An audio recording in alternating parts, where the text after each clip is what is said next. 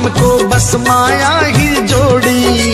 याद किया ना कभी शाम को बस माया ही जोड़ी। श्याम नाम धन सिवा साथ न जाए फूटी कौड़ी। श्याम भज ले तू श्याम भज ले श्याम। अपने जीवन की जो साधना है, अपने जीवन के अंदर जो हम शांति प्राप्त करना चाहते हैं, आनंद प्राप्त करना चाहते हैं, चेतना को जो प्राप्त करना चाहते हैं, उसके लिए हमें अध्यात्म की खोज करनी होगी और सद्गुरु के पास जाना होगा।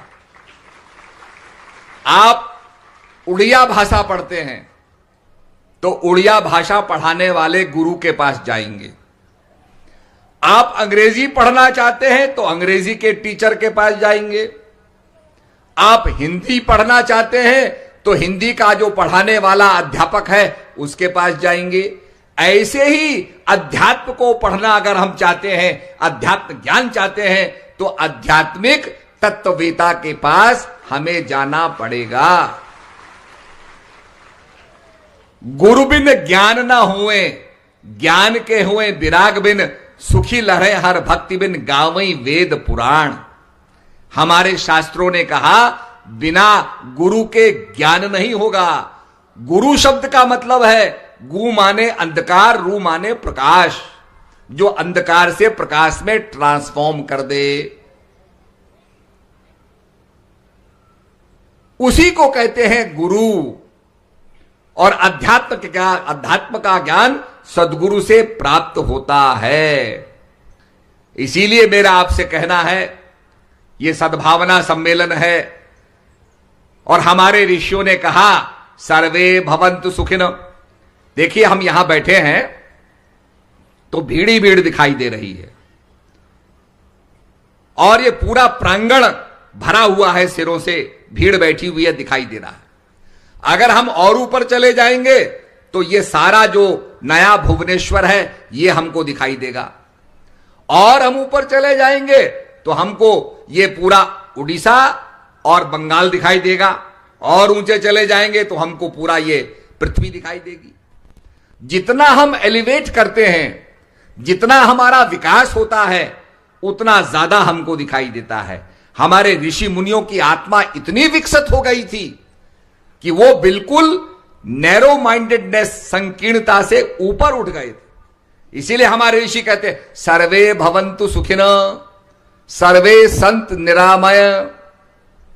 आजकल तो लोग कहते हैं, आपने देखा होगा बड़े बड़े समाज के बड़े बड़े सम्मेलन होते हैं, हमारा समाज, हमारा ये, हमारी जात का सम्मेलन।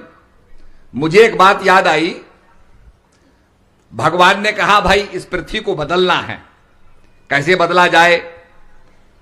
देवताओं ने कहा महाराज बड़ा कठिन काम है पृथ्वी को बदलना, बहुत मुश्किल काम है। इतने में शैतान आ गया। शैतान ने कहा प्रभु आप मुझे आज्ञा दें, मैं पृथ्वी को अभी बदल दूंगा। भगवान ने कहा अच्छा ये बताओ इस आकाश में कितने तारे हैं? तो शैतान ने कैलकुलेटर लेकर के गिन दिया, भगवान को दिखाया। भगवान ने कहा भाई बिल्कुल ठीक है।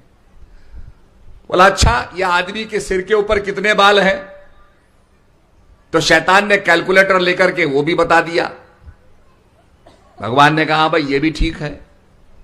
तो भगवान ने कहा अच्छा ये बताओ कि इस देश के अंदर कितने जाति के नाम पर, धर्म के नाम पर कितनी पॉलिटिकल पार्टीज हैं? तो अभी तक वो शैतान लौट करके भगवान को बताने नहीं आया। वो ढूंढ ही रहा है, रोज खड़ी होती जाती है धर्म के नाम पर, जाति के नाम पर। कहने का मतलब यह है हमारे ऋषियों ने जाति की बात नहीं की, संकीर्णता की बात नहीं की। उन्होंने विश्वात्मा प्रभु से यह प्रार्थना की सर्वे भवन्तु सुखिनः, सर्वे सन्तु निरामय, सर्वे भद्राणि पश्यन्तु मा कश्चित् दुःख भाग् भवेत्। हे प्रभु सब सुखी हों। यह सनातन धर्म का विराट स्वरूप है जो सबकी मंगल कामना करता है, किसी से नफरत नहीं की उसने। इसीलिए आपने देखा होगा भारत से सारे आपके कंबोडिया, थाईलैंड, म्यांमार, बर्मा में उसके बाद आपके मलेशिया में, मलेशिया के बाद आपके बाली, इंडोनेशिया तक सनातन धर्म का विस्तार हुआ, हिंदू धर्म का विस्तार हुआ। अगर आप यहां जाएंगे तो आपको जगह जगह रामायण देखने को मिलेगी। आप बाली में जाएंगे, आपको विशाल मंदिर देखने को मिलेंगे, और मंदिर के एक कोने में अगस्त ऋषि की मूर्ति जरूर होगी। हमने पूछा कि भाई ये अगस्त जी यहां कैसे आए? कहने लगे साहब वो यहां आए और ये सारे मंदिर उन्हीं के बनाए हुए हैं। हम तो सुनते थे कि अगस्त ऋषि ऐसे थे कि 3 आचमन में सारा समुद्र पी लिया था, 3 आचमन में।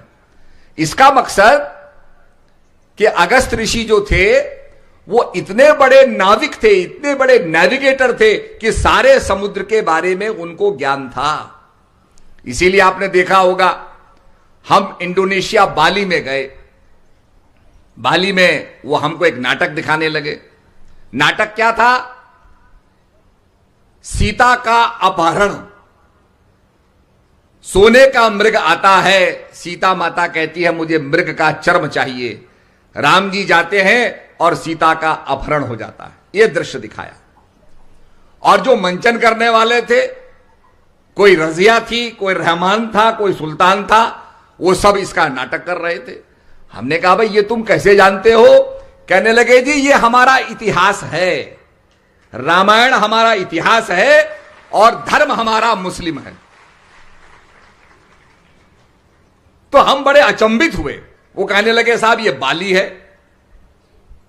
तो बाद में हमें पता चला कि उड़ीसा में आपकी बाली यात्रा हुआ करती थी, और एक इनका आपका एक पर्व होता है जिसमें आप एक नौका बना के समुद्र में डालते हैं।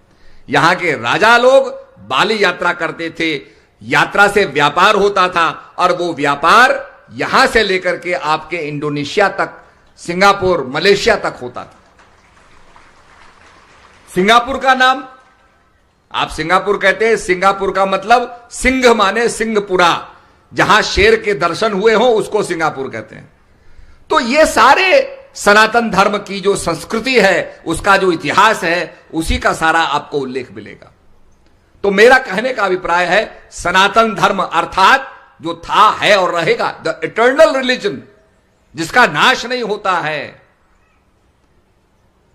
तो ऐसे में हमारे ऋषि क्या कहते हैं? किसी भी लिमिटेड विजन से उन्होंने काम नहीं किया। वो कहते हैं सर्वे भवन्तु सुखिनः, सब सुखी हो संसार के अंदर।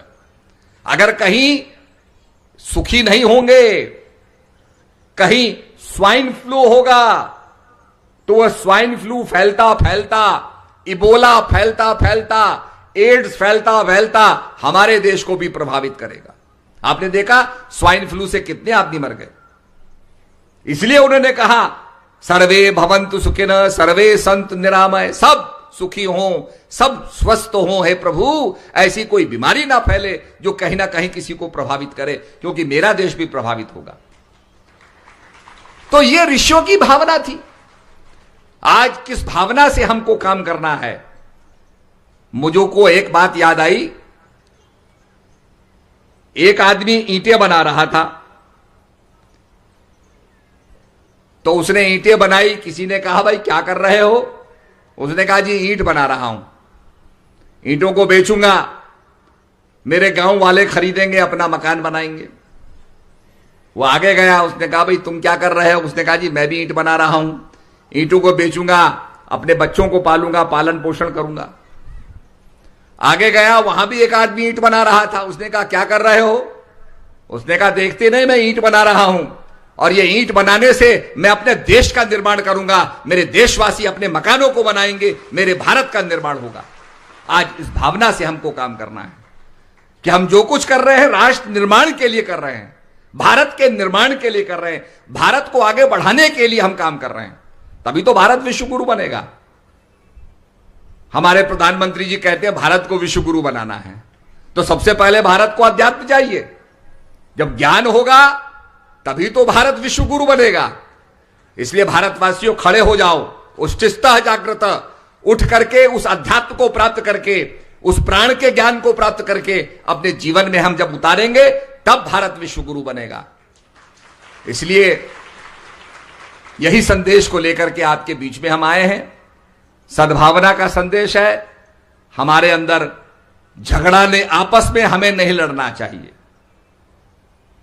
कुछ दिन पहले हमको दुबई जाने का मौका मिला, तो हमने कहा भाई हम देखना चाहते हैं दुबई और ओमान।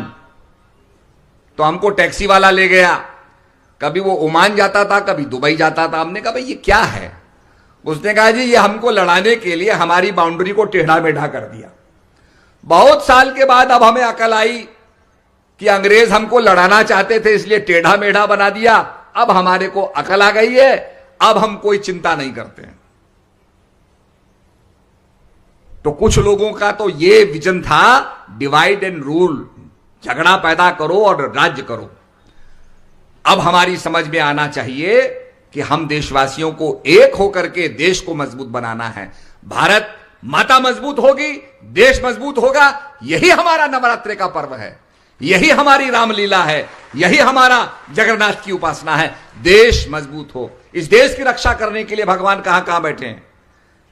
द्वारिका का तरफ से आक्रमण ना हो तो द्वारिकाधीश बैठे हैं। आपके उत्तर से आक्रमण ना हो तो वहां ज्योतिर्मठ के अंदर बद्रीनाथ जी बैठे हैं। आपके इस तरफ से आक्रमण ना हो तो यहां जगन्नाथ जी बैठे हैं। और दक्षिण से आक्रमण ना हो तो वहां रामेश्वरम में वहां पर शिव जी बैठे हैं। तो भारत की रक्षा हो रही है और भारत की सेना भारत की रक्षा कर रही है। इसलिए भारतवासी एक होकर के हमें भारत को आगे बढ़ाना है। हमारे अंदर ये एक भावना होनी चाहिए, देश को आगे बढ़ाने की भावना होनी चाहिए, देश को मजबूत करने की भावना होनी चाहिए, तभी तो जाकर के भारत विश्व गुरु बनेगा। इसलिए संदेश को आपके बीच में देने आए हैं, अध्यात्म का संदेश देने आए हैं। अपन को आप ही में पायो, शब्द ही शब्द भयो उजियारो, सतगुरु भेद बतायो, अपन को आप ही में पायो। जगन्नाथ जी का रहस्य कहां मिलेगा? वो तो भाई जगन्नाथ जी के अंदर ही मिलेगा, जिसको कपड़े में लपेट करके रखते हैं लोग, देखने ही नहीं देते, क्योंकि इंद्रियों का विषय नहीं है वो। वहां तो जाओ तो कहते इतने रुपए चढ़ाओ। भगवान को धन की आवश्यकता नहीं है। समझ में आया? भगवान को प्रेम की आवश्यकता है। भगवान ने तो बताया दुर्योधन के मेवा त्यागे, साग विदुर घर खाई, सबसे ऊंची प्रेम सगाई। भगवान प्रेम के वशीभूत होकर के और विदुरानी के घर जाते हैं। अब विदुरानी तो सारा खाना बना चुकी थी, सबको दे चुकी थी। भगवान कहते तेरे कुछ तो होगा। विदुरानी ने कहा कुछ नहीं है। बोला अरे कढ़ाई में कहीं ना कहीं तो कुछ होगा। तो कढ़ाई लेकर के कढ़ाई को खरोंचा तो उसमें थोड़ा सा साग लगा हुआ था। भगवान ने उसी को साग लेकर के संतुष्ट हो गए, क्योंकि उसमें प्रेम था। विदुरानी के अंदर अहंकार नहीं था, जात पात का अहंकार नहीं था, विदुरानी के अंदर प्रेम था और भगवान को उसने प्रेम से ही वो साग का टुकड़ा समर्पित कर दिया। दुर्योधन दिखाना चाहता था प्रभु ये देखो इतने पकवान कभी आपने देखे? आपकी द्वारिका में इतने पकवान हैं क्या? तो भगवान ने वो पकवानों को छोड़ दिया। दुर्योधन के घर मेवा त्यागे, मेवा नाना प्रकार के मेवा व्यंजन भगवान ने त्याग दिए और वहां पहुंचे। भगवान को दुनिया वाले 56-36 कितने भोग लगाते हैं, पर भगवान ने सब कुछ छोड़ करके, और भगवान शबरी के जूठे बेर खाते हैं। आज तो दुनिया भगवान राम का प्रसाद पाती है और भगवान ने शबरी का प्रसाद पाया, शबरी को ऊंचा बना दिया, क्योंकि शबरी भक्त थी। तो इसलिए यही हम बात बताना चाहते हैं, यहां प्रेम का संबंध है, धन का संबंध नहीं है। और सबसे बड़ी बात, उसका रहस्य तो उसके अंदर है, तुम्हारा रहस्य तुम्हारे अंदर है। घूंघट के पटखोल तोहे पिया मिलेंगे, घट घट में वही साई रमता, कटु बचन मत बोल तोहे पिया मिलेंगे, घूंघट के पटखोल तोहे पिया मिलेंगे।